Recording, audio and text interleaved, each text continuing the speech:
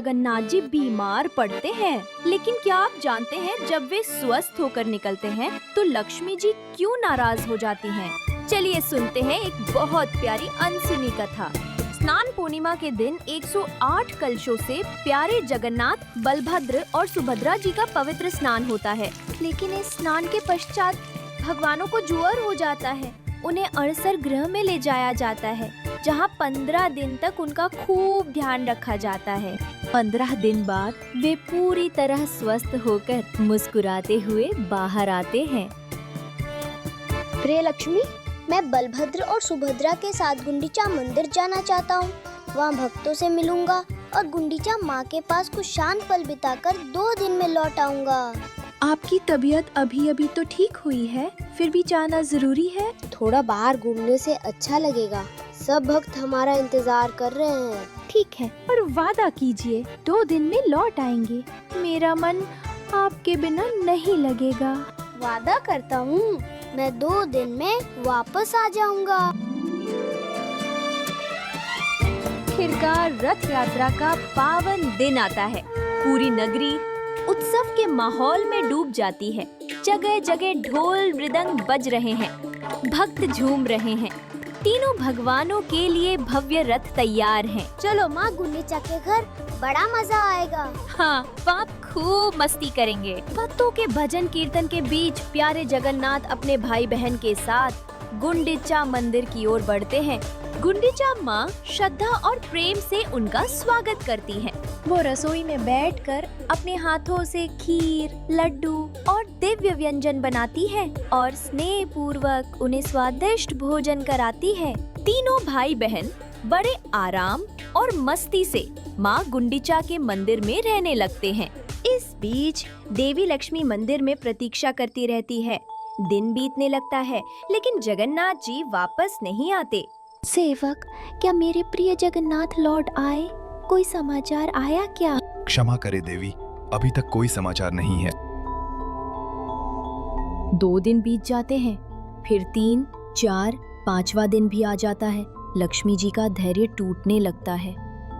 2 दिन कहकर गए थे और अब 5 दिन हो गए, फिर भी नहीं लौटे। क्या उनके वचनों का कोई मूल्य नहीं है? मैं यहाँ उनकी प्रतीक्षा में बैठी हूँ। क्या मेरी कोई अहमियत नहीं है? अब बहुत हो गया, अब मुझे स्वयं ही जाना होगा। आज मैं उन्हें बताऊंगी कि वादा करके उसे न निभाने से क्या होता है। सेवकों, मेरी पालकी तुरंत सजाओ। सब मेरे साथ चलने की तैयारी करो। हमें अभी गुंडीचा मंदिर जाना है। देवी लक्ष्मी के आदेश से महल में हलचल मच जाती है। उनकी रेशमी पालकी सजाई जाती है। पुजारी और सेवक दल ढोल नगाड़ों के साथ लक्ष्मी जी के साथ चल पड़ते हैं। लक्ष्मी जी पूरे राजसी ठाट बाट के साथ गुंडीचा मंदिर की ओर प्रस्थान करती हैं। नगर भर में ये चर्चा फैल जाती है कि माता लक्ष्मी क्रोधित होकर स्वयं भगवान को लेने जा रही हैं। सभी सहमे हुए हैं कि आगे क्या होगा। माता लक्ष्मी गुंडीचा मंदिर की ओर आ रही हैं और बहुत क्रोधित हैं। ओह, मैं तो वादा ही भूल गया। अब तो वे अवश्य नाराज होंगी। क्या करूं? उनसे कैसे मिलूं? कहीं क्रोध में लक्ष्मी मुझे कोई श्राप न दे दे। मंदिर के द्वार बंद कर दो। उधर लक्ष्मी जी का भव्य जुलूस धीरे धीरे गुंडीचा मंदिर के सामने पहुंच गया। जिस साल मेरे एंट्रेंस एग्जाम का लास्ट अटेम्प्ट था, मुझे लगा कि इस बार भी मेरा एग्जाम क्लियर नहीं हो पाएगा। पहुंच गया। लक्ष्मी जी पालकी से उतरी और प्रवेश द्वार की ओर बढ़ने लगी। तभी भयभीत सेवकों ने घबराकर तुरंत मुख्य द्वार बंद कर लिया। ये देखकर लक्ष्मी जी का क्रोध चरम पर पहुंच गया। क्रोध से तमतमाती हुई उन्होंने गरज कर आदेश दिया, अच्छा, मेरे लिए द्वार बंद कर दिए? यदि मेरे लिए मंदिर का दरवाजा बंद है, तो फिर उनके लिए भी वापसी का मार्ग बंद हो जाएगा। सेवकों, यह रहा मेरे स्वामी का रथ नंदी घोष, इसे तुरंत तोड़ डालो। लक्ष्मी जी के आदेश पर उनके सेवक रथ के पास तो पहुँचे, लेकिन प्रभु के रथ को पूरी तरह से भला कौन क्षति पहुँचा सकता है। उन्होंने बस उसे जरा सा हिलाया डुलाया, फिर भी कुछ सजावटी हिस्से टूटकर नीचे गिर पड़े। तभी जगन्नाथ जी के सेवक उन्हें रोकने आए। और दोनों ओर से हल्की फुल्की धक्का मुक्की होने लगी। रथ को हल्का सा नुकसान पहुंचाने के बाद लक्ष्मी जी उदास मन से लौट चली, लेकिन वो मुख्य मार्ग से नहीं लौटी, बल्कि एक गुप्त गली से होकर गई, जिसे हेरा गोहिरी गली कहा जाता है। उड़िया भाषा में हेरा का अर्थ है देखना। कहा जाता है कि रथ यात्रा के 5वें दिन माता लक्ष्मी अपने प्रभु जगन्नाथ के दर्शन हेतु यहाँ आई थी। इसी स्मृति में इस दिन को हेरा पंचमी कहा जाता है।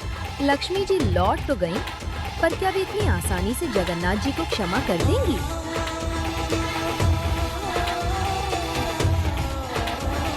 उधर गुंडीचा मंदिर में 6 दिन बीत गए। 7वें दिन जगन्नाथ, बलभद्र और सुभद्रा जी के दिव्य संध्या दर्शन हुए। भक्त बड़ी संख्या में प्रेम और भक्ति से दर्शनों के लिए पहुँचे। अपने प्रभु के दिव्य दर्शन पाकर भक्तों के हृदय आनंद और उल्लास से भर उठे।